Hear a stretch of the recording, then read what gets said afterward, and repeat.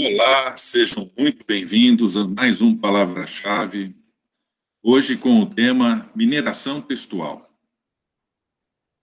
Nós presenciamos um momento de profunda transformação na maneira como acessamos a informação. O acesso a dados com volumes cada vez maiores amplia o nosso potencial de construir novas perspectivas da realidade que nos cerca. Mas não é só o volume que chama a nossa atenção. A variedade também cresce, com a presença cada vez maior dos dispositivos digitais mediando nossa vida. Temos imagens, vídeos, sons e principalmente textos, em grande parte não estruturados, cada vez mais ao nosso alcance. Mas volume não significa que fazer uso deste grande recurso seja fácil. Precisamos da própria tecnologia digital para nos ajudar a lidar com esse novo cenário. Por isso, a importância do tema de hoje. E para falar sobre esse tema, nós temos a satisfação de receber o professor Moisés Dutra, um grande parceiro de pesquisa, uma referência na área, e que nos brinda aqui com uma posição dele, alguma fala aí de incentivo para que a gente possa perceber a proximidade dessa temática com o nosso dia a dia. O professor Moisés é professor da Universidade Federal de Santa Catarina, do Departamento de Ciência da Informação. Ele é doutor em computação pela Universidade de Lyon, França, mestre em engenharia elétrica na subárea de automação e sistemas, bacharel em computação pela Universidade Federal de Santa Catarina e atua nas linhas de pesquisa relacionadas à inteligência artificial aplicada e data science. Ele é vinculado ao grupo de pesquisa Inteligência, Tecnologia e Informação. Eu quero lembrar a vocês que eu vou deixar aqui os slides disponíveis para que vocês possam acessar e conhecer um pouquinho mais do professor Moisés. Professor, muito obrigado por mais essa contribuição com o nosso grupo de pesquisa, com os nossos esforços aqui para a divulgação científica. É uma grata satisfação vê-lo novamente. Eu gostaria de convidá-lo a falar um pouco sobre essa temática, suas pesquisas. E, mais uma vez, muito obrigado pela sua presença aqui, professor. Ok. Bom dia, Ricardo. Bom dia a todos. Eu que agradeço o convite. É uma satisfação poder estar aqui. É um prazer poder participar dessa interação com vocês. O Ricardo me convidou para falar um pouquinho sobre mineração de texto.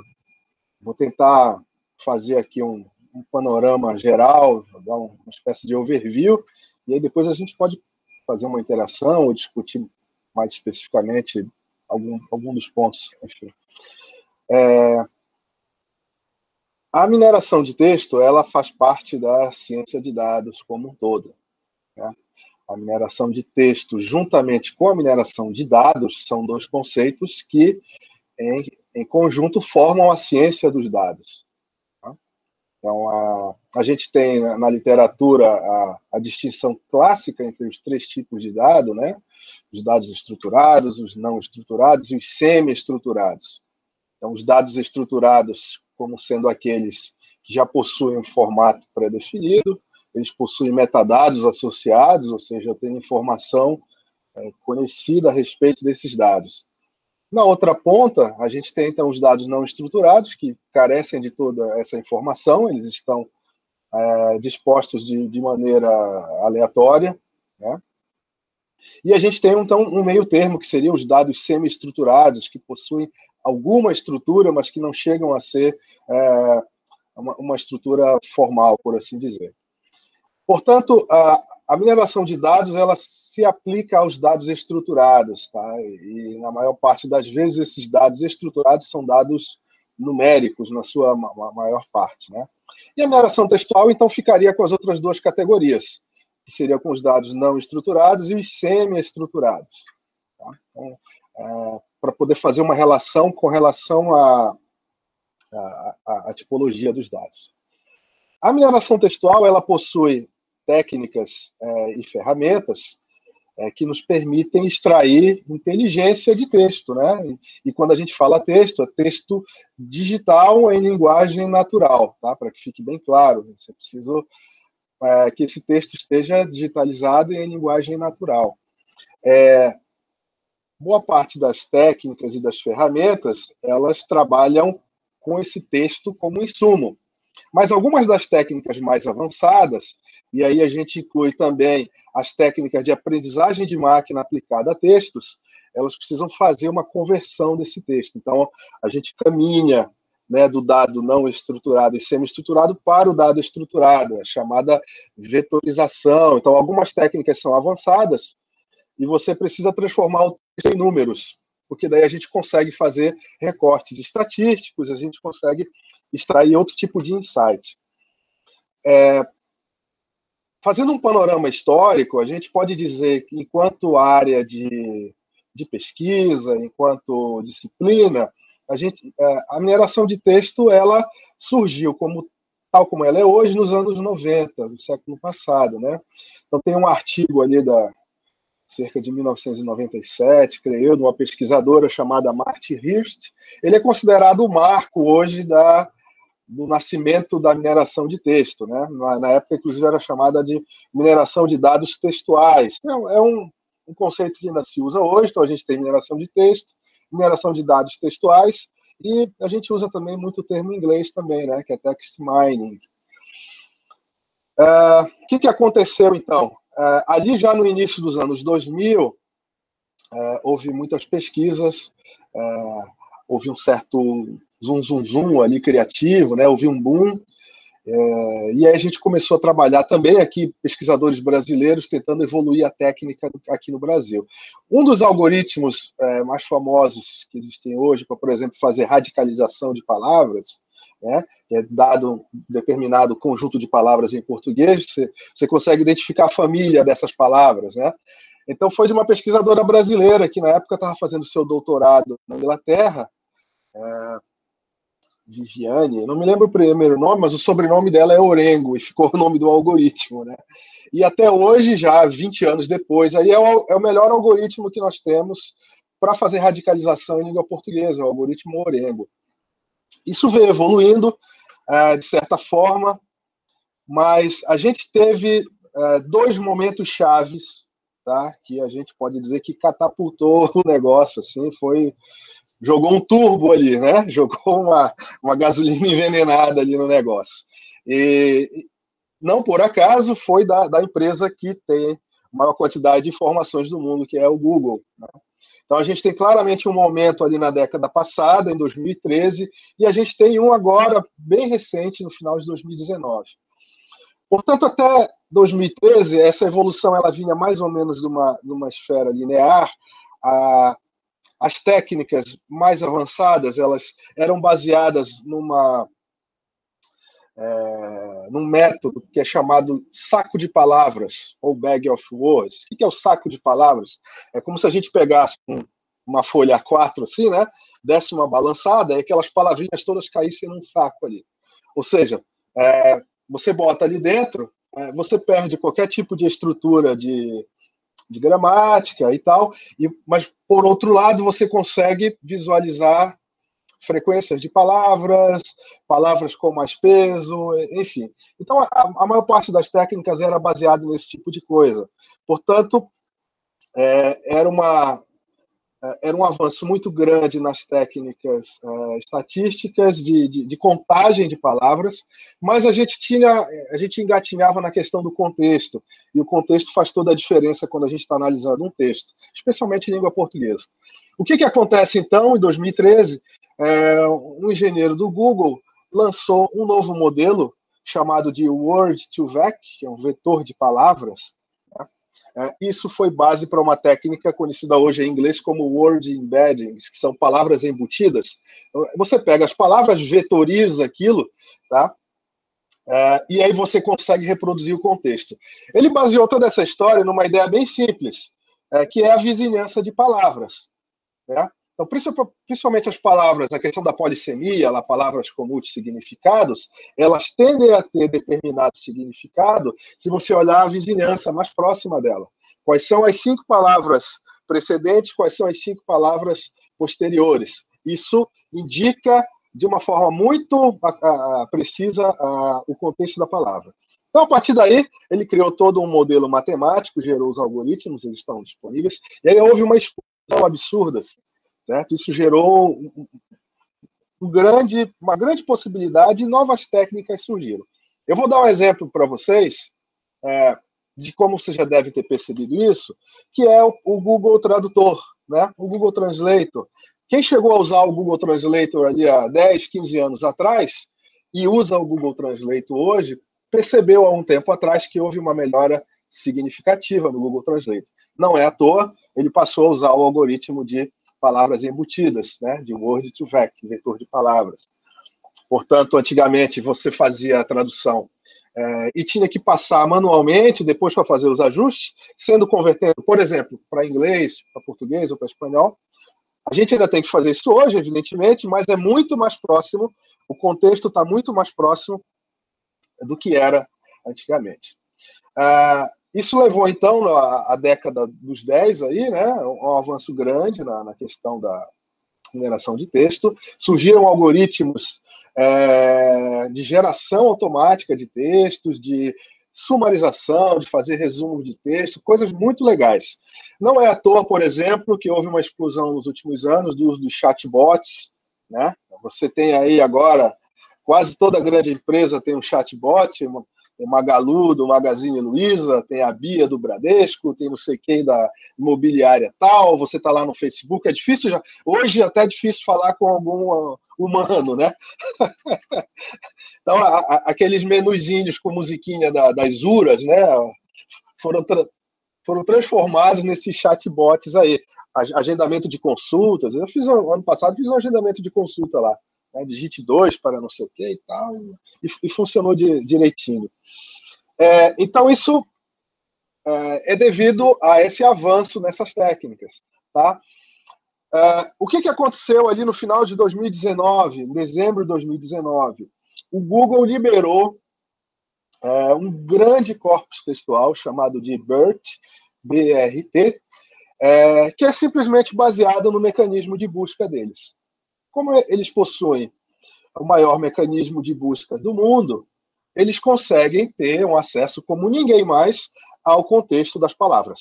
Óbvio, se você está usando termos de busca ali, strings, né, e vai jogando aquilo ali com booleanos, o refinamento da busca, que ainda é feito basicamente por nós, usuários, o Google conhece de antemão a possibilidade de determinada palavra pertencer a um contexto ou outro. E vai além, porque ela conhece também estilos de buscas diferenciados entre países, entre Brasil e Portugal, por exemplo, ou ainda mais entre estados, entre Santa Catarina, entre São Paulo, a Bahia, etc. Então ele consegue, pelo IP e por uma série de coisas, refinar isso. Isso gerou, nós ainda estamos meio que no impacto do negócio, né? Mas disponibilizou para o mundo todo um corpus em inglês, em mandarim e em multilínguas. Esse multilínguas está pouco trabalhado, mas ele indicou uma direção. O que aconteceu, então? Diversos pesquisadores, principalmente aqui no Brasil, começaram a trabalhar com esse corpus.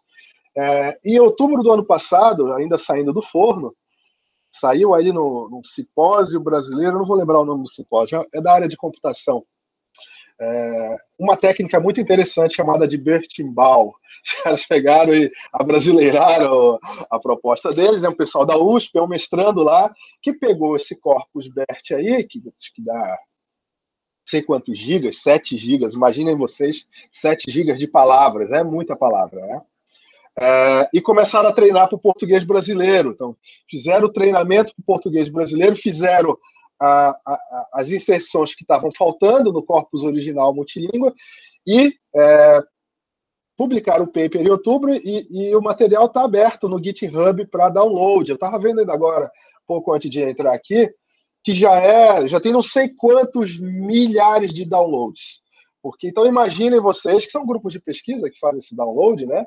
Então, a gente já tem milhares de pesquisadores agora com o corpo do Bertimbau, e assim, um manancial de possibilidades absurdas. Então, posso dizer assim, sem medo de errar, né, que o que aconteceu em 2013 e em 2019 são grandes catalisadores de mudanças. Então, acho que o panorama para essa década que se inicia agora ela é muito interessante, tá? Para quem quer trabalhar na parte de mineração textual. Acho que isso deu para ter um overview do negócio, né, Ricardo? Minha nossa, foi uma aula completa. Eu tenho certeza que acendeu muitas luzinhas na cabeça de muita gente. Queria destacar aqui algumas coisas que você trouxe, né? A questão da necessidade desse conteúdo estar no digital, e hoje, cada vez mais, o digital ele tem uma penetração muito profunda no tecido social, então tudo que nós fazemos, de uma forma ou de outra, já está registrado no digital, então isso amplia ainda mais o potencial dessas ferramentas. Eu acho muito legal quando o professor Moisés lança essa questão de transformar em números, então traduzir esse conteúdo para uma forma ainda mais estruturada, uma questão que a gente possa trabalhar com isso matematicamente, quando ele fala, inclusive, de aplicação de estatísticas. E com essa descrição aí dessa perspectiva histórica que foi feita, eu tenho certeza que muita gente vai se motivar a trabalhar nessa temática. Pegando esse gancho, professor, nós temos aí profissionais que se formaram há algum tempo, estão pensando em melhorar a sua perspectiva de análise de carreira, ou até mesmo de criar novas opções aí para buscar espaço no mercado. Tem aqueles que estão se formando agora, pessoal que está na graduação. E esse universo que você descreveu aqui, ele é bastante complexo e exige uma interdisciplinaridade. Como que você poderia descrever esse cenário para a gente, para esse pessoal que se formou em outras áreas, inclusive, né? Como é que eles poderiam participar? Como é que é essa questão da interdisciplinaridade relacionada a tudo isso? Bom, eu vou falar um pouquinho do ponto de vista do nosso programa de pós-graduação, que é onde eu tenho experiência, né? A gente tem recebido alunos de diversas áreas, claro, primeiro as áreas da ciência da informação, bibliotecários, arquivistas, até museólogos também, mas a gente tem recebido também o pessoal que vem das exatas, não apenas da computação, assim, engenheiros, tá? De outras áreas, administradores, biólogos, nós estamos com um arquiteto agora também, economistas. A verdade é que a ciência dos dados ela se embrenhou em todas as áreas do conhecimento, porque se você está num mundo majoritariamente cada vez mais digital, né, tudo são dados. Tem uma pesquisa do IDC, que é o International Data Corporation, de 2011. Eles tiveram acesso a uma série de indústrias lá do Vale do Silício e tal, e eles, é um chute, né, pessoal? Mas eles, na época, propuseram que 90% dos dados criados recentemente são texto, né? A gente tem aquele gráfico exponencial, e isso aumenta ano a ano, dado gerado, ainda mais agora, no momento de pandemia, que quase tudo é digital, né? Mas eles estimam que ainda cerca de 90%, a gente pode jogar aí uns 5%, 10% de margem de erro, né? São texto gerado em linguagem natural. Então vejam só a potencialidade de se trabalhar com isso. Quer dizer, você tem esses dados aí e você precisa extrair insights, você precisa extrair inteligência que vai ajudar a tomada de decisão, que vai melhorar os seus negócios, que vai identificar possibilidades de pesquisa, de trabalho não identificadas, né? Se a gente pegar, por exemplo, em áreas culturais, que tem muita possibilidade de fazer estudos. A gente sabe que o Brasil é um país riquíssimo na literatura, na música. Isso são palavras, pessoal. Olha a possibilidade de se fazer um estudo sobre a obra de Jorge Amado, né? Sobre a música do Pixinguinha, do Vinícius de Moraes. Isso tudo são possibilidades, Chico Buarque, só para ficar nos papas do negócio, né? As pequenas e médias empresas podem utilizar isso também, né? Isso é o pessoal de negócios que trabalha um pouco mais, já não é mais a minha área, mas, por exemplo, antigamente, o Ricardo, que já teve empresa lá no milênio passado, né, Ricardo? As grandes empresas tinham uma vantagem competitiva, porque elas eram capazes de ter uma equipe prospectiva para fazer análise de mercado, para fazer análise de produto, né? E hoje as pequenas e médias empresas elas podem trabalhar com isso aí tranquilamente. Você com computador, alguns scriptzinhos ali, acesso a dados, e tem muito dado público, tá, pessoal? A gente não precisa se bater só pelos dados privados. Tem muito dado que está público, está na web, então você pode fazer uma raspagem web, você pode acessar as bases que estão disponíveis, IBGE, o DIEESE, a Embrapa, as próprias teses e dissertações, aí entrando um pouco na área do professor Ricardo também, o pessoal que disponibiliza dados de pesquisa abertos, que ainda é uma coisa incipiente, mas a gente espera que cresça também essa vertente, né? E mesmo as bases pagas, dependendo do tipo de negócio que você tem, são preços razoáveis. Você pode pagar por um acesso durante 1 mês, 2 meses, ou por um recorte estatístico, tá? Você tem, falando já agora um pouco de modelos de negócios, aquelas empresas que oferecem serviço de nuvens, como a Amazon, a Microsoft, então você pode, a partir disso, alugar uma base de dados e fazer ali o que você quer. Então, ou seja, digamos que democratizou um pouco mais, porque hoje, você mesmo com um grupo pequeno de pessoas, vamos lá, uma microempresa, 3 pessoas, 3 computadores, uma impressora, uma salinha alugada, você consegue fazer esse tipo de coisa, de prospecção, né? Então, as possibilidades elas são infinitas. E para quem vem da área da informação, muito mais, né? Porque a informação é um insumo, então você consegue trabalhar isso com outro olhar.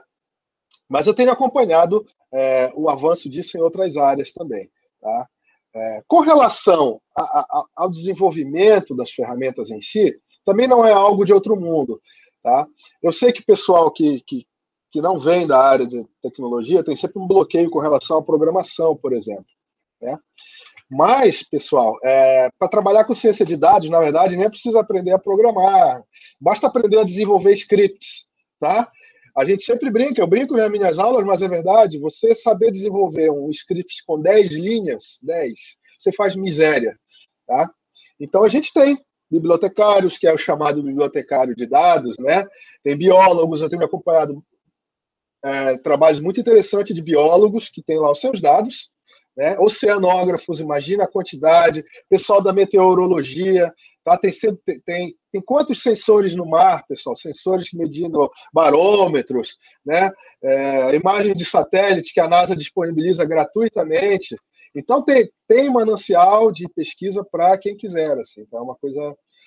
Eu acho que esse leque ele é muito abrangente. A gente faz essa discussão nas disciplinas lá, e é muito legal, porque é uma troca, e os alunos sempre trazem isso para mim também, os alunos de outras áreas, como eles ficam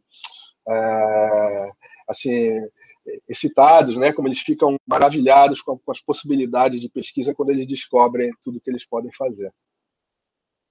Perfeito, eu tenho certeza que vai motivar muita gente, destacando aqui algumas oportunidades de trabalho, de pesquisa, e eu acho muito importante essa fala do professor Moisés, inclusive para a gente desmistificar essa distância entre a pesquisa e a sociedade. Gente, é acessível, entrem em contato, busquem oportunidades, você que se formou já há algum tempo, você tem a experiência de campo, você pode trazer essa experiência para a pesquisa, então, buscar um olhar agora da ciência sobre a nossa realidade pode ajudar muito. E o professor Moisés acabou de dar aí um número muito grande, eu já até ia abrir uma outra pergunta, já nem vai precisar, que é justamente essa questão das oportunidades de aplicação dessa temática no dia a dia, no cotidiano. Então fica aí o convite, vejam que oportunidades não faltam para quem quer ir para o mercado, para quem quer ir para a pesquisa. Então, gente, vamos pensar ciência, vamos trabalhar com lógica, vamos trabalhar com conhecimento. Oportunidades não faltam, os caminhos estão abertos. Gostei muito quando o professor Moisés coloca a questão de infinitas oportunidades, e é isso mesmo, estão abertas as possibilidades, cabe a cada um de nós encontrar esses caminhos e construir aí soluções, inclusive, que vão contribuir muito com a sociedade. Professor Moisés, eu quero muito continuar essa conversa, então já fica aqui um convite para um próximo encontro muito em breve, para a gente falar de novas temáticas. Eu queria até que o professor Moisés, uma nova oportunidade, falasse mais sobre o programa de pós de Santa Catarina, que é uma das referências aqui na nossa área, e no Brasil, e no contexto da ciência da informação. Então, eu acredito que nós temos muito para conversar. Quero te agradecer demais por essa palavra de incentivo, por essa aula que você nos deu sobre a questão da mineração textual. Tenho certeza que acendeu muitas luzinhas, muitas oportunidades aí que vão ser exploradas num futuro breve. Então, eu abro agora para uma palavra final sua, uma despedida, para que a gente possa encerrar o nosso vídeo. Então, tá, eu que agradeço a oportunidade, né, Ricardo, de poder estar aqui. É sempre bom a gente interagir com outros grupos, né? E é assim que se faz ciência, é assim que a gente avança. Então, gostaria de falar, então, aos alunos, quer dizer, para quem tem interesse, né, que não se desmotivem, que procurem trabalhar com coisas que mantenham-os motivados, porque aí o trabalho vira um prazer e deixa de ser um fardo, né? É claro que a gente tem que pensar na sobrevivência também, mas tentem sempre aliar a questão da sobrevivência com trabalhar naquilo que vocês gostam. Tá? Então, para quem quer seguir a carreira, né, de pesquisador e trabalhar com a ciência, efetivamente as oportunidades são infinitas. Tá? E esqueci de falar, mas vou falar agora. Nós estamos num período em que o autoaprendizado ele está muito facilitado, né? Então é muito fácil ser autodidata hoje. As bibliotecas estão online, né? As bases de dados estão online, os tutoriais estão online, os vídeos no YouTube. Então, até para aprender a fazer o script, complementando o que eu falei ali atrás, hoje ali com você, com um pouquinho de persistência, 15, 20 dias ali, você pode já estar aprendendo a programar em Python, né? Fazendo, como eu falei, 5 linhas, 10 linhas, suficiente para pegar um dataset e extrair uma informação dali de dentro. Tá? Então, não se prendam muito por essas aparentemente dificuldades a priori, né? Pensem nessa questão do autodidatismo. Tem muito vídeo, tá, pessoal? Tem muitos grupos de discussão. O próprio Google, né? Para a gente ficar responde perguntas colocadas em português. Como eu faço tal coisa com um dataset? Você vai achar alguém que já fez, alguém que vai te explicar, alguém com um tutorial. Então, tá tudo aí, tá? Tentem ser proativos e tentem casar a ideia daquilo que a gente precisa para sobreviver com algo que se faça com prazer. Acho que é isso. Então, um abraço para todos e muito obrigado ao Ricardo mais uma vez. Perfeito, professor. Muito obrigado. De novo, fica aqui já a dica para todos, que em breve nós voltaremos com mais informações do professor Moisés. Eu lembro a todos que eu sempre deixo aqui na descrição algumas das referências da produção do professor Moisés. Quem quiser mais produções dele, tem lá no Lattes, tem no site dele lá na Federal de Santa Catarina. Então, procurem conhecimentos, como ele acabou de dizer, hoje está tudo mais fácil, né? Lembrando a todos que a gente solta um vídeo uma vez por semana. Curtam, compartilhem, vamos divulgar a ciência. Okay? Muito obrigado a todos e até o próximo vídeo, pessoal.